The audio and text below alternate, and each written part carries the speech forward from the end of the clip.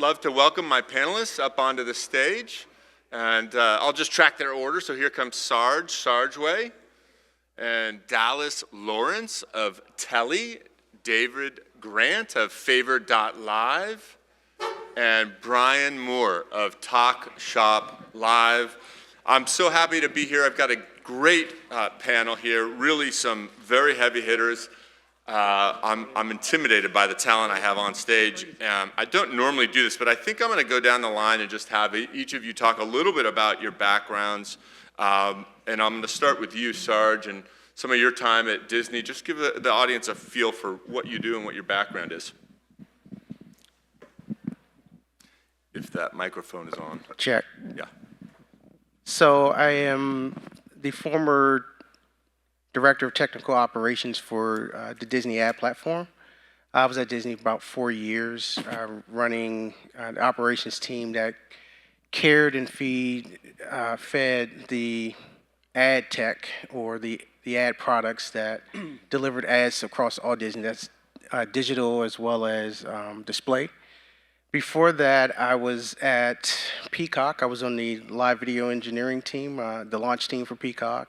And prior to that, I was at Adobe for 18 years doing pretty much everything video from Flash Media Server on up to primetime.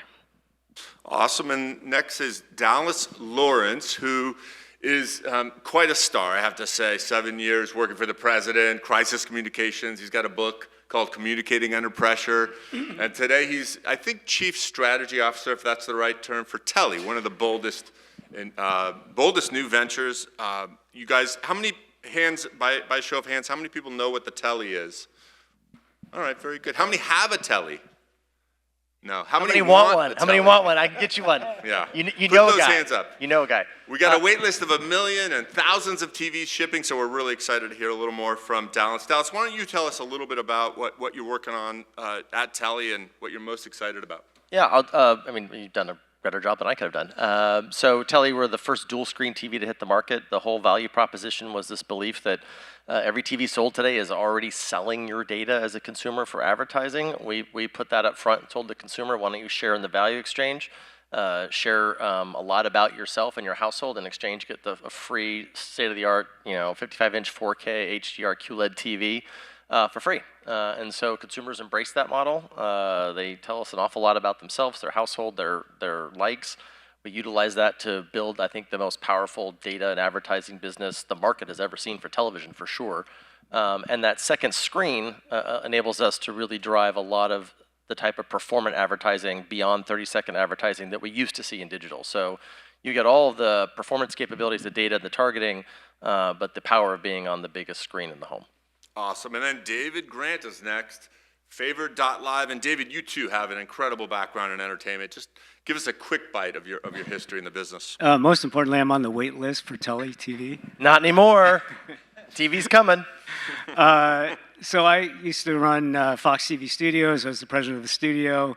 My then boss, a guy named Barry Diller, walked in and said, "I'm buying QVC." We were all like, "What the hell?" Couldn't understand it. I got very intrigued in the space. I started a company called ShopFlick, which I think was the first video commerce company. Unfortunately, the technology was not caught up to the idea, although people loved it. I sold it, Sequoia Capital and Pop Sugar, a women's lifestyle publisher, then the biggest at the time, bought it. I got really intrigued with what was going on in China. In China, live stream shopping and commerce was enormous. TikTok's sister company, both owned by ByteDance, Douyin, was doing $200, $300 billion a year in revenue. I was thinking about well, who's doing the support for that in the US? I didn't see anybody doing it. So I started a company, raised some money, put some money in myself. Finally, TikTok came along, found us, partnered with us. We were one of their first partners. And today we're probably one of the 2 or 3 top generators of sales on TikTok Shop. Amazing. And then last but certainly not least, Bryan Moore, also a very close friend with Garth Brooks. No, just an amazing superstar. Your social media agency, so much good work. Give us a little bit about your background. Yeah, so I actually started my career at 20th Television. I started the social media department, moved over to CBS, where I oversaw social and digital for all their syndicated programming. And then when I left, I had actually studied Mandarin Chinese for 13 years, lived in China for 2. So I watched as live stream shopping took off in Asia and became a multi-billion-dollar industry. And I realized, I had started my own social media business of one, working with Garth was one of my clients, but also Vanity Fair and the United Nations. And I was trying to figure out, how do we create the solution that live shopping created in Asia, but for the consumer in North America? And that's really where TalkShopLive was created, to be an app experience. And we patented a video player that's shoppable within the video player everywhere it exists. And in addition to a marketplace that drives a lot of big talent programs, we're also the technology provider for Walmart. We're distributed off-platform for Amazon and other retailers. Yeah, and I have to say, just a little bit of a setup, right? Laura, thank you for joining. Laura Martin yesterday talked about the Shopify Roku deal that was in July.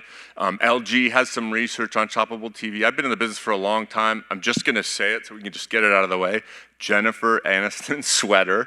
But what I found so interesting, I was approached by, I have a good buddy, he's at eBay, and I was telling him about this, just kind of a little bit, I don't know what to do with this, and he said, you really need to know about WhatsApp. Show of hands, who knows Whatnot, the app Whatnot, and anybody know about that? So we're really at this moment in time. So for me, my buddy told me from eBay, it is their #1 global priority, and it's what you think it might be. It's a guy, he's got a series of tennis shoes behind him, he's pulling out a shoe, he's doing an auction, and it just like a light bulb kind of went off in my head. I remembered Bryan more from the TVOT and reached out to David Grant. So we're in this really interesting moment where shopping is a traditional part of TV. I should say this, I do quarterly research, futureoftv.live. It's free, go check it out. And I do, every quarter, I do list the genres that people are watching, and shopping's actually kind of low on the list. It's obviously a big business, QVC and the like, but it's not like on fire, let's say. And so myself, 20 years in the business, been waiting for Shoppable TV to come, and it may not come, it may come. Dallas has some points about that, but that's the setup here. Is Shoppable TV something that we, use the remote, click to buy, et cetera, or is this something happening on the live side that's really taken off? So that's kind of a long segue, but I want to start here then with that. To you, Dallas, what are the things that you're doing today that you think are going to make the shopping experience work on TV? Yeah, well, we think it's here. So if you think of the single biggest hurdle for Shoppable TV to work, it's been that you need another screen. You really don't want to interrupt. You're not going to stop watching your favorite NBA game to buy LeBron's shoes. But if you have a second screen that's attached to it like Telly does, and while you're watching that NBA game, we recognize LeBron's shoes, and a screen pops up on the bottom screen says, do you want to buy LeBron's shoes? You might just do that. And you will do that. We've seen the data. I love the Jennifer Aniston sweater analogy. We get that all the time. Yes, you can now buy Jennifer Aniston sweater. One of my favorite companies out there thinking about melding old technology new went in and digitized all of the prop sets from these prop warehouses, because any show that's shot today, there's a full prop list of everything that's done. So they go in, they digitize that list, fingerprint it. So our technology now recognizes, if you're watching Selling Sunset or whatever show you might want, The Bachelor, it recognizes the shirt he's wearing or the bracelet she's got on or the purse she has. And our technology will put it in the bottom screen. You can shop for it in real time. Consumers enjoy that. That is a complementary experience. I think that's been the challenge we've had with tackling shoppable. That's our perspective on it. I don't think it's an either or. I think you're still going to want the live shopping channel experience, the live experience. And frankly, you might want to go straight from that second screen and say, actually, I want to see more like this, and click and have the tune-in capability take you right into a live shopping experience so you can see and engage with it. The last thing I would say is for Jennifer Aniston sweater, all the technology that we have, at least on our television today, with the camera built in, we can put you in that sweater.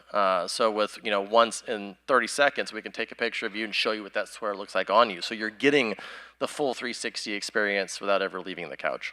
Excellent. Let's dive in with you, David, onto the TikTok platform. What makes that so unique? What makes it so ripe for the kinds of things you're doing? And also, if you don't mind, help me understand, what does that feel like? What are the top influencers doing on TikTok with you guys? Just give me a sense of what's being sold.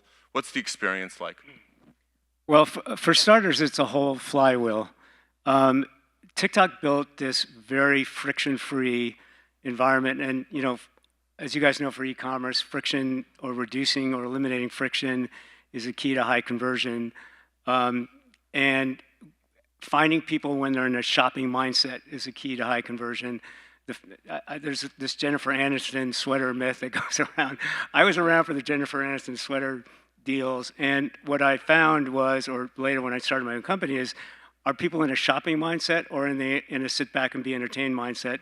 And when I was watching Friends, I was not in a shopping mindset, I was in an entertainment mindset. What TikTok is really brilliant at doing is the algorithm just knows. You can pour in infinite amount of content. There's now 2 million plus creators who are signed up for the affiliate program or are posting videos. If you are in a shopping mindset, this algorithm figures that out and will send you shopping. We'll send you a live, we'll send you a creator pitching a product or selling a product. If you're not, it won't. And now it's not always right, but I don't know how it works. I study it. I don't know what makes it work, but I study it like every single day to try to win the algorithm race. And we've got a lot of techniques to do that. But it's a combination of reaching out to creator affiliates, matching our brand clients, L'Oreal, Gap, others, with those creator affiliates. The scale is mind-boggling. We've now activated about 730,000 of them. And for a campaign, we can get creators going live by the thousands during a week when, let's say, a client is dropping a new product. And then on the client's brand channel, we're doing the other part of the flywheel, which is branded content, live shopping that it's kind of like performance advertising, which is once a client sees a positive return on it, they just start ordering more and more hours of it. And to the point where, and we started with some Chinese clients who are very big believers in this, US clients were saying, hey, can we do this for 30 minutes? Chinese clients were saying, I want 14 hours a day.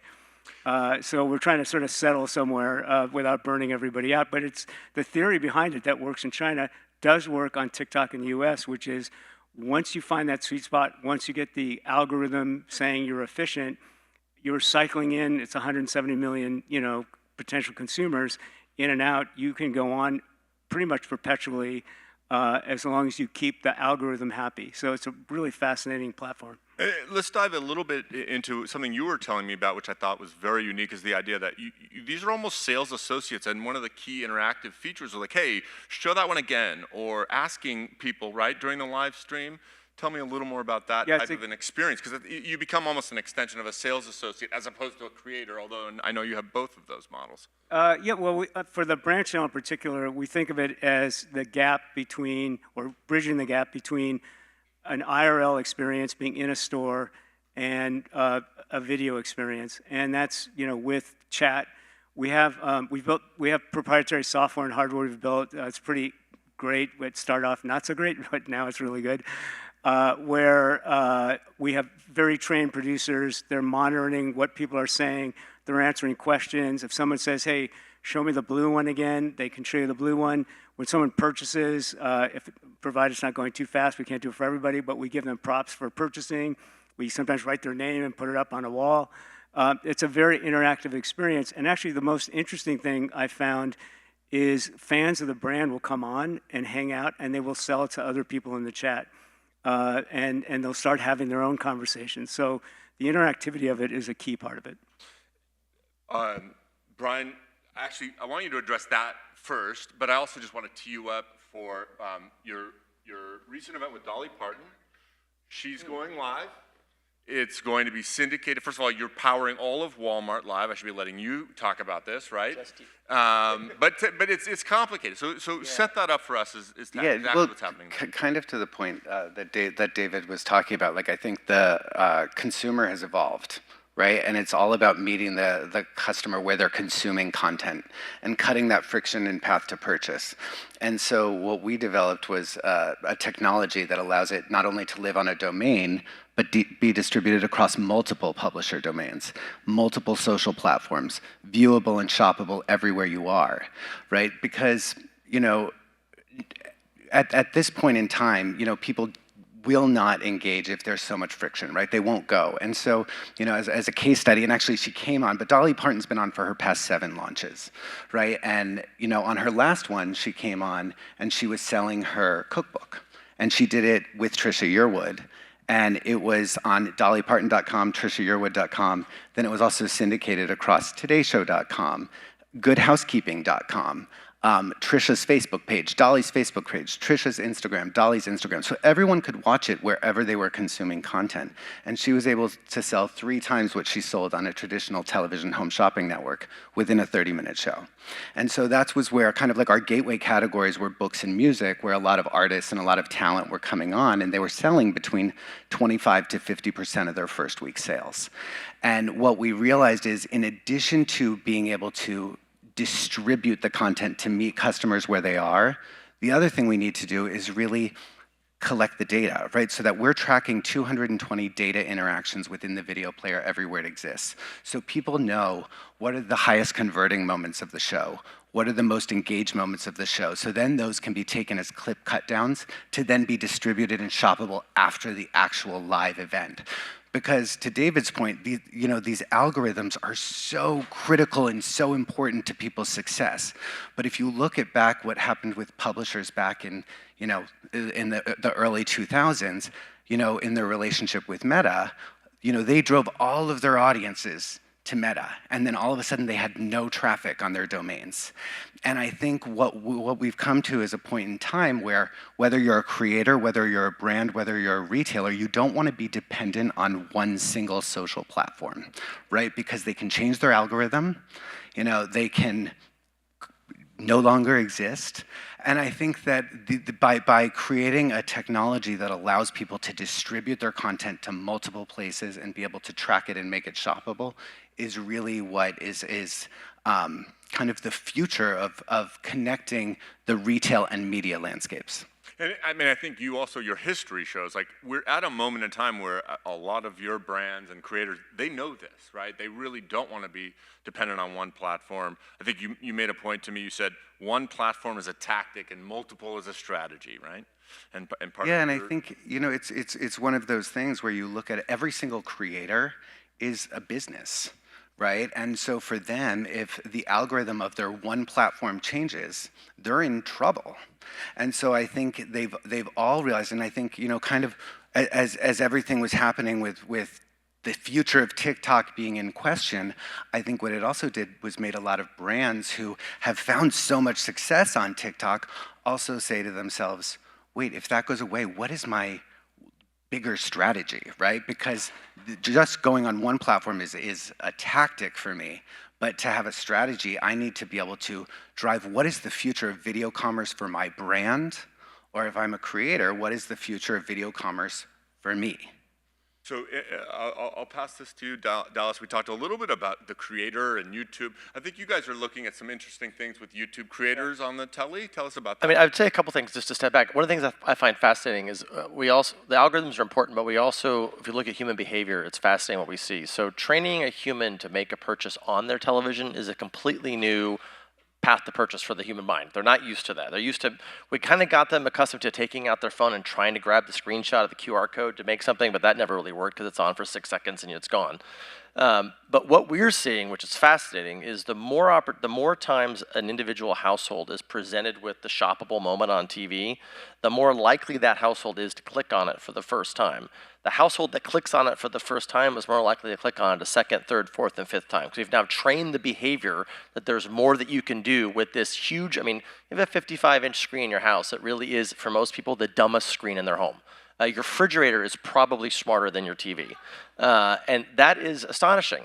All we've innovated on TV for the last 5 years is size and price. How small can we make it and how cheap can we get it? And they threw out all the innovation out the back door. If you flip that around and say, we're going to put as much computing power in that's in your phone, that's in the computer on your desktop, we're going to put a camera, we're going to put a microphone, we're going to put all this technology and AI, so that screen can now become your tablet, your platform that you live your life by. You can do a lot more with it, and the consumers start to shift their behavior. So we're starting to see some really exciting things on the T-commerce side, from the ability to order a pizza with one click that comes to your house because we have your address already stored in your credit card. You're watching, to your point of getting the right moment, the right time. When do you want a pizza? 15 minutes before halftime. That's when you want a pizza ordered. And the advertisers know that, and we can drive those ads to make that moment happen. On the YouTube side and the creator side, which is really fascinating, as I think everyone in this room knows, the #1 most streamed channel in America is YouTube by multiple factors, beats Netflix, Disney, everybody else. Most of those creators have their own merch and their own merch stores. And they're really interested in the ability to have that merch store kind of have their own retail space on the bottom of a TV while consumers are watching on the top screen. So those are other opportunities where we're thinking about how do you make the experience complementary. You don't want to step over what people are watching. They don't want to be disrupted. But if it's something that goes hand in hand with it, I think there's a lot of opportunity for growth. A little bit of a segue there to you, Sarge. You've worked a lot with advanced ad formats, which I think are pretty well suited to this type of thing, right? The pause ad, the picture-in-picture. Have you seen QR codes put up in those contexts? And have you seen them perform well, and why or why not? Yeah, the QR code you're right, 6 seconds is not long enough. By the time you get your phone out and actually unlock it, the thing has gone away. So I've definitely experienced that. But something you said interesting to me was, and I'll get back to you in a second, putting cameras in your TVs and making them smarter. And I agree the chipsets need to be more advanced. They need more memory so the players can actually play the video that you want to see on that 55 and plus screen size. But I'm not sure I want a camera in the TV looking at me because Alexa talks to me too much anyway. So Got a privacy shutter. You close the privacy shutter. yeah, okay. But okay, that's another thing. But back to the ad formats. Yeah, so QR codes work. I think the lower thirds work. Squeeze back works. Anything that's going to not impinge on the viewer's experience of actually watching the content. Because let's face it, they're not there to shop. They're there to watch the content. So if the content is interesting and it's going to hold their attention, hold those eyeballs onto the screen, then your shopping experience can be complementary to that. If it takes away from the main content, then people are going to go away. So that's causing more friction. So as you're building these newer ad formats that are supposed to be more interactive and easier to make the purchase and win the clicks, if you're taking the viewers away from their experience, then it's all for naught. David, you told me a great story of somebody selling fragrance on your platform, which I thought was pretty amazing because you can't smell it through the TV. At least 4D. So help us understand what that's about. I don't think it's unique to the TikTok platform. In fact, I don't know, but I think QVC does fine with fragrance and food. But what it taught me was, or as we worked at it, is that a really good video seller will be able to describe something. It's like a sommelier. Like you know, like I will go to dinner and say, like, I'm not having wine. Sommelier, in 5 minutes, I'm tasting that wine, and I haven't tasted it. And you know, to my surprise, the fragrance category is enormous on TikTok. We started with, I'll give you an example. There's a little company, well, they're not so little anymore, but they were a little company in LA called Fleur, just up on Sunset Boulevard, probably 10 people, a creator who's actually not that social, founded the company. TikTok recommended them to us. We started working with them. And I was kind of dubious, even though I knew QVC, you know, could we find people that could sell fragrance? We found some people that loved the product. They started learning how to talk about it. They spent time with the founder. And that company is now doing about $2 million a month on TikTok. It just got acquired by a private equity company for a significant amount. And I'm now just, you know, I've got fragrance companies now coming to me almost every day, like, can you sell my product? And I don't know one fragrance from another. I actually have no sense of smell, embarrassing. I lost it at some point. But I'm really fascinated with the ability of someone to tell that story like a good sommelier in a way. And you can only do that with video. You can't do that with text nearly as well. So another reference to an earlier panelist, Nicole Williams, who I think is here, talked about micro dramas, and we had a fun little discussion in the prep. And I thought what you're looking to do, David, throwing it back to you, super interesting, right? The idea of these. Why don't you lay it out? The movies, the splitting it up, and then ending up in the live. This is a harebrained idea. Yeah, it's a harebrained idea, but we want to hear it.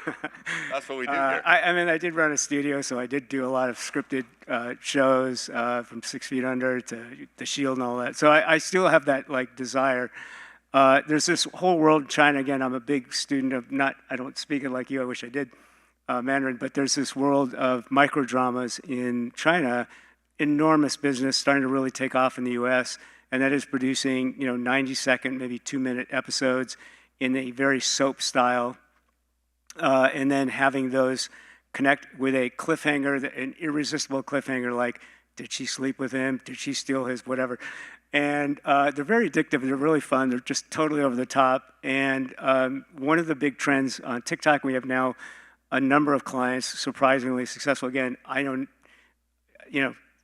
Korean beauty, I didn't even know there was such a thing. Korean beauty, we have Korean beauty clients now coming at us from all angles because we're selling enormous amounts of Korean skincare products. And we actually did just an event with TikTok where it was for Korean beauty skincare creators, and there were like lines down the block. So these are things I just didn't understand. But I pitched to one of our Korean clients the idea of doing a microdrama about 3 young Korean women who start a company, and their big launch is going to be in a live stream show. So it ends with a live stream show, and you actually go live at the final episode. And to my, now it hasn't been written or done yet, so you may never see this, but they said yes immediately. They said, we love this idea, we're going to do it. So stay tuned for sometime in 2026, and we'll see if it works. That's what we want, bold innovations. You saw it here first, you heard it here first. Bryan, tell us a little bit about, I think you were telling me about a TikToker named Noah, who was directing people to his own platforms. To buy stuff. Yeah, so Noah, he's a TikTok star, but he comes on TalkShopLive frequently and distributes his shoppable video across multiple platforms. And he actually does a lot of Walmart lives as well. I don't know what exactly you were telling me that he had his one set up this way with TikTok and was like encouraging people this way and buy it. Yeah, so what he would do is he'd put his like TikTok live in the back of the room, right? And directing everybody, if they want to join him, they can join him across his Instagram or his TalkShopLive channel or Walmart Live if it's on Walmart, so that they can join him in these destinations also where it's shoppable as well. And is also able to then really decipher what parts of the program are driving that sales conversion. And he's been able to see an incredible amount of success. And then obviously he came on TalkShopLive initially with his own products, right, that he was moving. And then in addition to selling products through retailers, he's also now connected to a lot of different brands that he does programs with as well. But does he only sell on the one channel? Pardon? He only sells on the TalkShopLive? No, but he distributes it because we're also shoppable across Instagram, across Facebook, across YouTube, starting this week. But yeah, so it's shoppable across all of those platforms simultaneously. But I think the other big thing that I just want to make sure we cover too, because I think it's so important. But as we talk about, the future of commerce, if you really do look at like the 13-year-olds in your life, right? And we're like, okay, we're building like, what is the future of shopping for them? Right? And, whereas I might have like read reviews on products and really like those products, those reviews would really matter to me, right? If I look at the 13-year-olds in my life, they're going and they're immediately looking at videos, right? They're not reading the reviews. And I'll just give a funny example. So I have a 17-year-old, so we're touring colleges. And so we went and toured a college this past weekend. And I said, make sure you do all your research, look at the website. And we get there for the tour, and she knew everything about the tour. And I said, did you find this on the website? She said, no, I watched a bunch of TikTok videos of students who go to school here who shared all about their lifestyle. She goes, I already know everything. I don't need to go on the tour. I'm in. I like it. She literally found the 20 or so students on campus that she thought were the most influential, watched their TikToks about daily life on campus, and made up her decision about college without ever talking to a college administrator or anything like that. So it's very. Did she use ChatGPT for that? No, she's actually anti-ChatGPT. She believes that it's causing environmental disasters. I've tried to explain, but that's her generation. But I think to that point, it's like it's really figuring out like the content worth watching is content worth shopping. And I think that if you look at that generation, that's really what they're looking for, craving, watching and sharing. Right? And that's what's so critical to the future. And then to be able to really measure it, right? So it's not just something that's entertaining, but then it's also how are we measuring it to then create content that's similar to that, to then publish and make shoppable on the appropriate platforms. I want to dive into this Mazda example, Dallas, that you had, right? So you're running a linear campaign, you're a Mazda or whatever. Your TV's enabling some really special additional purchasing moments, basically. So it's how do you break the wall between linear TV and making that ad performant, right? So I think the biggest challenge why you've seen linear TV decline is it has none of the benefits of things that we love from digital. It doesn't have the targeting, doesn't have the data that comes back into you. Can't trace offline attribution to a purchase in many cases. On a Telly, what we're able to do, our technology, we can recognize in real time any linear streaming ad running on a national broadcast or cable or streaming provider, and we can throw up a companion ad in our bottom second screen in about a half a second. That companion ad becomes completely performant. So for Mazda, which was the first, at least automotive company to ever do this, anytime a Mazda ad ran nationally, a localized ad would run on the bottom screen, and that ad could be one of two things. It could be click to launch a browser and build your new Mazda that you want, because our TV comes with a full web browser built in. Or it could be localized to Fred's local Mazda dealership of Santa Monica, and the ad becomes Fred's local Mazda dealership of Santa Monica, and one click, you can schedule a test drive. So the benefit of that is you're drafting off of that major national advertising spend, and you're growing the reach and resonance with it. And what we see on those types of companion ads is we see brand lift increase by 250%. Because it remembers. I'll give one more data point that I find fascinating about QR codes. I think QR codes are going to have a rebirth here. The challenge with QR codes is the 6 seconds. What is great about QR codes is in the last 4 years through COVID and restaurant menus and all these things, even your grandma knows how to open a QR code now on their phone. So we now have reached that tipping point of consumer adoption. So what we see on Telly, because we control how long that second ad unit can run. That ad unit can run for 30, 60, 90. You can do a roadblock for an hour. We launched a new TV show with a major streamer where they bought the whole roadblock for an hour and it was there. Is at about 60 to 90 seconds, you see engagement go through the roof on those QR codes. So, because the consumer has the time, they see it, they've made the connection, they've gotten their phone, they've taken the picture probably 2 or 3 times because they can't quite get it just right, and then it launches the engagement. So I think, as we think strategically about how we use these platforms, what we know from consumers is, all the surveys tell us this, 80 to 90% of consumers are regularly using this while they're watching television. So they are already designed to be multitaskers. If you can eliminate all of the friction between those actions you want them to take, they're more than happy to watch a movie, watch a basketball game, watch the news, watch a concert while doing something else in real time. If you make it frictionless. Just to tie some of these things together, I've always been studying these QR codes for a long time, and the people that are best at this are the talent that are really driving, like Jim Cramer, he's the best on TV. Like, it's enough with the QR codes, but I think that's a really interesting connection between what you guys are doing, because the creators love that kind of calling out stuff, and maybe that's one of the reasons that these live streaming things have a little bit more, I don't know, emotional attachment to them, maybe? I had a question. Not a question, just a tee up. No, I have a question. He's got you have a question. Go for it. So, also, get your questions, guys. I love that experience. It sounds really cool. But my concern would be the length of the ad in the second pod. If it's not a QR code, and like using the Mazda example, then how do we ensure that that second ad or that companion ad is not a forward? That's a great. And second part of that is, if the linear ad is, let's say it's a 2-minute spot, how do you ensure that you're not crossing over brands in that second? That's a great question. Super tactical, but the reality is you could conquest if you wanted to. The data lets you. So if you want to conquest another brand, you could. Or if you want to keep somebody from conquesting your brand, you simply do a buy, either programmatically or direct with us, that says, anytime my ad runs, I want my companion ad to run. So I think that what I love about that question is we couldn't even ask these questions about TV before. It was, do you want a 30-second ad? Do you want to not know how it worked? Do you want to have no insight into what it delivered? Great, here's the price, take it or leave it. And now we're saying, nope, there's so much more data. You can understand deduplicated household level. You should be able to target to the household level today, the way you can on your digital ad buys. And you can with those TV manufacturers and OEMs that are more advanced in how they utilize their data. I think one of the things that most of us in this room know is the winner at the end of the day are going to be the platforms that have the first-party relationship with the consumer, where the consumer has given you permission to access your data in exchange for a better advertising, better commerce experience. And I think we're going to start as consumers to give less platforms that permission, but we're going to expect more from those that we give it to.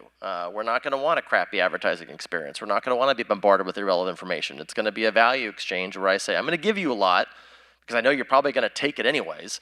And in exchange, I want to have ads that are relevant. I want to have shopping experiences that work. I don't want to have any friction. I want you to tell me what to watch because I'm looking for things to watch. And I think those are experiences that we're all racing towards pretty quickly.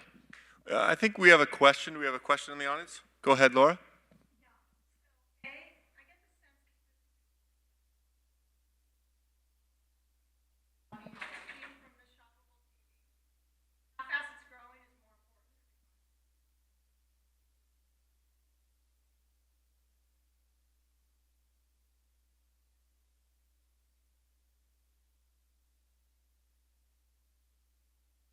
For TalkShopLive specifically, or? Okay. Yeah, so I'll talk about TalkShopLive. So TalkShopLive, there's two sides of our business. We have the marketplace side of our business, and we have the enterprise side of our business. So the enterprise side is where we're providing the technology for retailers and publishers and media companies. So from Walmart, Amazon, et cetera, and we're powering it both on domain.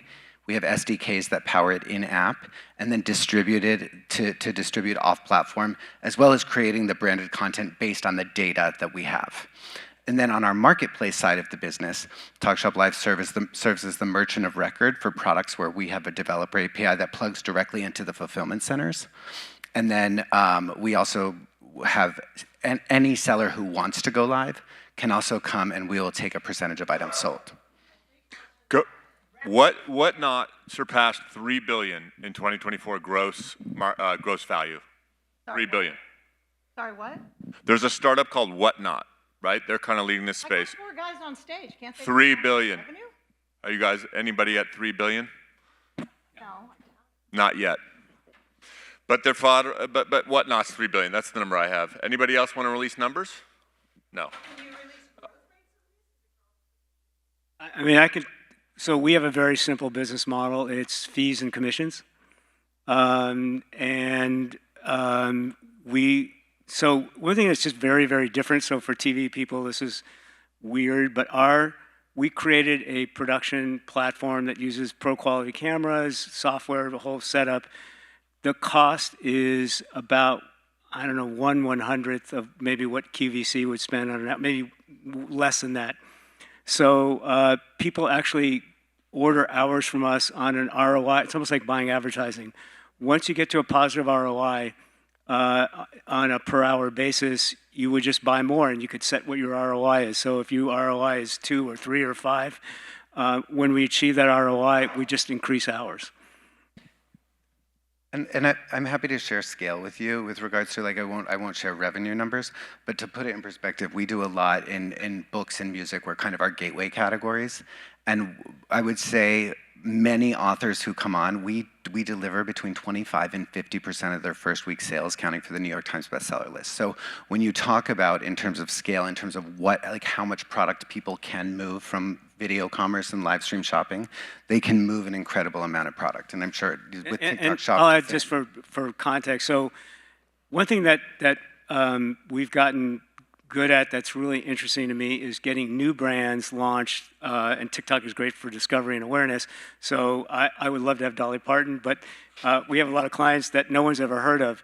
And that fragrance brand was a great example that I gave a minute ago. If you get them from nothing to $2 million a month on TikTok Shop, that's transformative for them. Then when you look at the value you're creating in video exposure, because TikTok video, if you bought it on a cost per view basis, and I'll give you an example. We have an enterprise beauty client, I can't say which one, but big. The video value alone, just if you were buying those video impressions, would be about $30 million a year. That's nothing to do with the sales or the GMV we're generating. That's just the video value. So it's a super interesting platform on that basis. Other questions? I want to shift gears just a little bit, particularly because Telly's doing some really cool stuff with AI. So tell us a little bit about what you're doing there. You're creating an 8-minute introductory reel. It's a virtual. You're better than I am. Yeah, I mean, everyone has to be an AI company today, so I love that. We use AI, and we have two big things to think about AI. So one, which we'll talk about in a couple months, is about how we think AI should be transformative in the living room. and how you ought to be using it, aside from your television. That's kind of a future forward thing that we'll be discussing as a company. If you believe that the biggest screen in the house should be your connective platform that connects and replaces all the other devices that litter your house, your speaker, your AI assistant, your camera, whatever else it might be, you can see where we're going to be going with AI. What I love, as we're thinking about from a creative standpoint, what it lets us do. So when I was at Roku, we launched a show called Roku Recommends, which was this daily TV show, a weekly TV show, big production budget, cameras, studios, 2 hosts, real people, script writing, to create a show designed to get you to watch more Roku channel and more Roku content. Very popular because Roku could recommend that you watch Roku Recommends, so it would become a highly watched TV show. What we did is we looked at that and we said, consumers love to watch programming about things to watch. So can we take that, utilizing AI as a startup, and can we create a daily show that goes out to all of our viewers on Telly when they turn the TV on, that recommends what to watch today, the biggest news that's been happening, and trial that and see if that works. So yes, we're now able to, through AI, we have a TV host we hired who went into a studio. We spent the full day scanning her, getting her voice. The show is shot every single day. Like 80% of Telly households watch the show when it turns on. The next step of this, it's the super cool one that I'm very excited about. So yes, right now we're creating that one show every single day. We are not far from being able to create that one show for you every single day. So when you turn your TV on, your Telly today is recommended to what you want to watch because you've given us the permission to analyze what you watch and view. We know 160 plus things about the household because you have to answer a questionnaire with about 160 questions about the household. So we know your news preferences. We know if you like outdoor hiking, so the news clips you get will be relevant to you. All of that automated. We don't have a studio. We don't have a huge staff. All of that then becomes advertising opportunities for brand sponsorship. So those are some cool ways that we're thinking about AI to create a good user experience that also creates a great advertising entry point. Any other comments on AI? I don't know if you guys are doing any generative AI these days. It's not necessarily up your alley, but if you have any other thoughts about how AI and shopping might change? No, I think that's a great idea. I like tailoring content to me. I'm a little concerned about the 160 questions I'd have to answer, especially if I have to do it in one shot. It's like there's no way I'm doing that. I will tell you something that's going to probably not surprise you. We as humans love to talk about ourselves, and we love to tell you about ourselves. So our completion rate on the survey is through the roof because people love being asked, how often do you eat out? 3 or 4 times a week. How often do you order food delivery? 2 or 3 times a week. How many cars do you have? What kind of car do you have? They love to share this information because the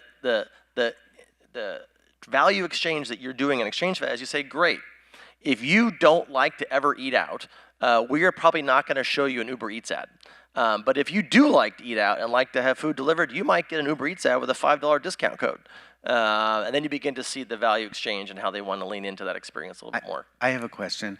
Do you ask all of the questions at the same time? No, great question. How are they broken up? I'm actually really curious about that. Like in terms of how many prompts can someone take that they'll want to respond to? It's a great question. So one of the things that we see is that, one, we've done no marketing for Telly.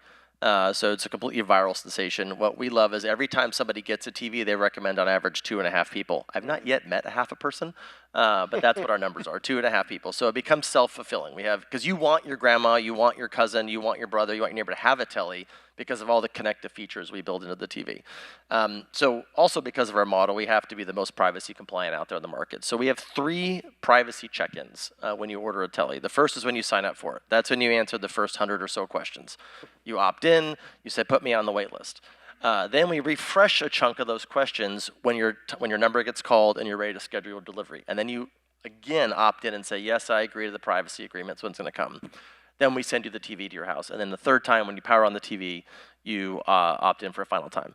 The cool thing about our second screen is it allows us to do continuous polling and surveying. So we do that ongoing. So once you get the TV, you might get a survey that says, if you're in California, are you planning to vote yes or no on this new Prop 50 amendment that's coming up in 4 or 5 weeks? You could ask that question. Or do you remember seeing an ad for Mazda? Brand recall question that we're able to answer in real time. And again, because we as humans love to be asked our opinion on things, we see really high engagement. We don't have to pay for that. People want to tell you what they think. But you can opt out of the question, yeah. Correct, 100%. Yeah. But I think the future we're going to talk about this tomorrow in the ad tech discussion, but I think Gen AI is the future of creating ads. So what you're doing, I think it totally makes sense. I've talked to people who are creating ads for like hotels. Just give me all of your stills of your hotel, your lobbies, your pools, some of the rooms, and they'll generate an ad dynamically for that hotel. So it's already in place, so companies are already doing it, so it totally makes sense for you to be doing it. Bryan, I don't want to skip out on what you're doing in this space with the big giants, right? I think you power Walmart Live on platform, on domain, as you said. You're also starting to do some work with other platforms out there like Amazon. Share a little bit about that, and then if you want to share a little further about what your activities are with YouTube and others in the ecosystem. Yeah, so with Walmart, we're the technology powering Walmart Live and shoppable video across domain and app. And then we also do distribution of their content to publisher domains and other media properties. We're partnered with Condé, Hearst, Penske, NBC Universal to drive shoppable video, which also allows when brands are coming on or talent coming on to launch a product, allows them to also put the embed code for our shoppable player within their press releases. And then it gets distributed and anybody can embed it and make it shoppable anywhere it exists. So that's. And you're collecting first-party data during that process, I believe? Yeah, well, so you've got a live, it goes to VOD, and then you're syndicating that? Yeah, and then we're also tracking the 220 data interactions within the player everywhere it exists. So we know not only those moments, but also we know what platform those moments are performing best. So then this is what I should make short form shoppable on this platform, right? So for what's a good example of that? Like a big insight you had, like, hey, these types of people don't shop on that type of platform? Well, I think it's to drive more sales and more revenue. But I think the other thing is, right, like, so for instance, like last night, Martha Stewart was live, and it was also on NBC Universal, but then it was also on her Instagram, her Facebook page, all these platforms. But then immediately after the show, we can say this is what should be a clip cut down and distributed just short form in your stories and made shoppable, right? But I think the other thing is when creators and brands are working together and kind of the future of how does a creator work with a brand, I would say the biggest pull, and I'm sure David, you know this and see this as well, but the biggest pull between creators and brands is the creator says, this is the type of content that works for my audience, and the brand says, but this is the type of content that we want you to create. And the thing is, I think it's very, everybody just kind of has thoughts around it, but if you really put data behind it, it allows that relationship between creator and brand to be much more successful, right? Because now everybody has the viewpoint into it to say, this is the content that performed well on this platform at this time to this audience. And I think that's really where you'll start to see the future success of creator-brand relationships. And we've been able to see that tremendously. I'm so happy to have all of you here. Bryan Moore, David Grant, Dallas Lawrence, Sarge Sargent. Thank you guys for your questions and your engagement. Really appreciate it. Give these guys a hand.